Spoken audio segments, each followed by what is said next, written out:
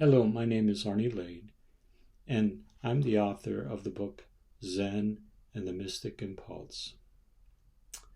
And it's a book published by Lotus Press and this year's winner of the Nautilus Book Awards in silver in the category of religion and spirituality of Eastern thought. My book is about the reflections of my teacher, Willigis Jäger, who was a Benedictine monk, a mystic, a priest, and also a Zen Master, a unique Zen Master recognized in the Japanese and Chinese traditions. And he had studied in Japan for 7 years back in the 1970s as a Benedictine monk. He lived to a ripe old age of 94, and his center in Benedictushof, which is close to Würzburg, Germany, is probably one of the biggest centers, spiritual centers, meditation centers in Europe. Unfortunately, he wasn't too well known in North America. But in this book, I introduce his teachings, his profound teachings that affected thousands of people, that it was very unique in both the Christian and Zen communities. He had many insights that are very profound in spiritual practice. And he wanted to show the underlying unity of all spiritual practice, which is the mystical tradition. The mystical tradition is what transcends religion and spirituality away from concepts and dogmas, and gets at the heart of spirituality, which is experience, the personal experience that we can have of the divine, Buddha nature, God, whatever you want to call that is beyond ourselves, that connects us to the whole, that connects us to all of reality. And this is, I believe, the heart of Zen, that answers the question, as Zen would like to say, of birth and death, the great koan of Zen. Why are we here? What are we doing here? How do we experience reality? And it is that pursuit that leads us to the mystical experience.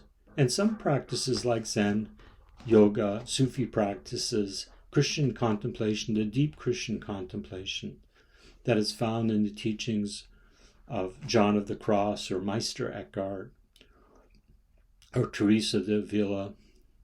In those teachings we find that same transcendence that is found in Zen, that is unutterable, that we can't really express in words, but we try to express in words, in poetry, in music, in art, in many different forms. But essentially, it is experience of the wordless, the timeless.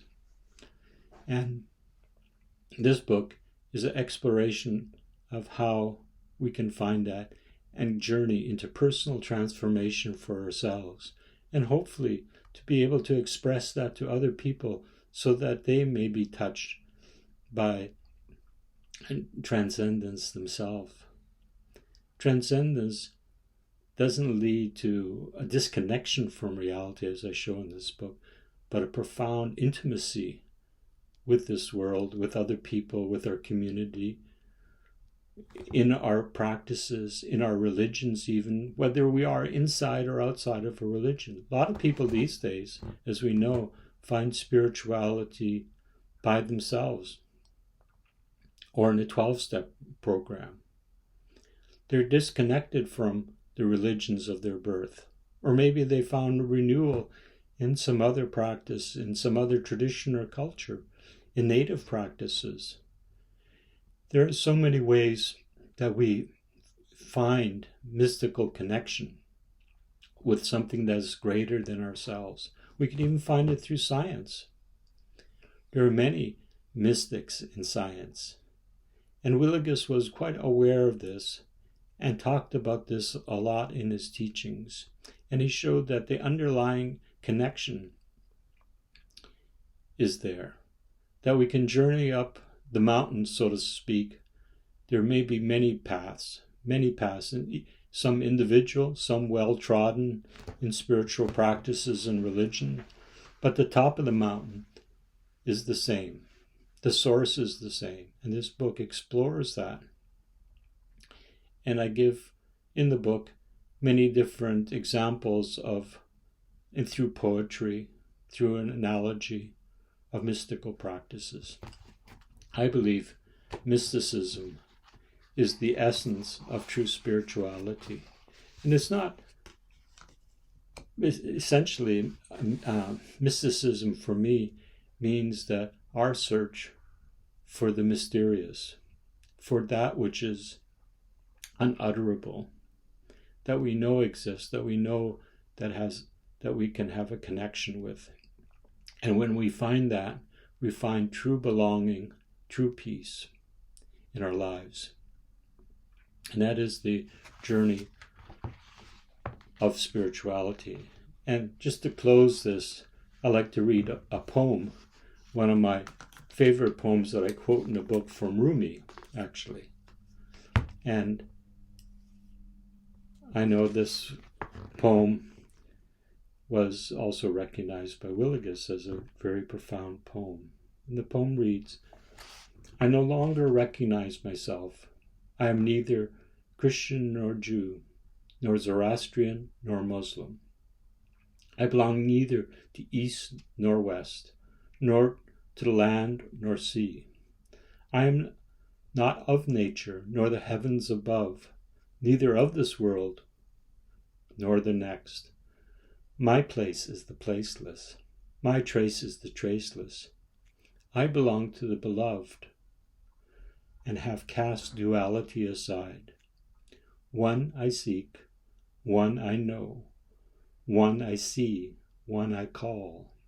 So deeply intoxicated with love's cup, I dance in ecstasy."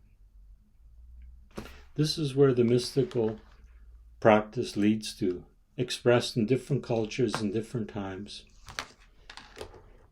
And I believe that the teachings of Willigis, as I express it through my own insights in this book, can lead us, can help us to transform and continue this journey to our own deep connection with the eternal, with oneness, with Buddha nature.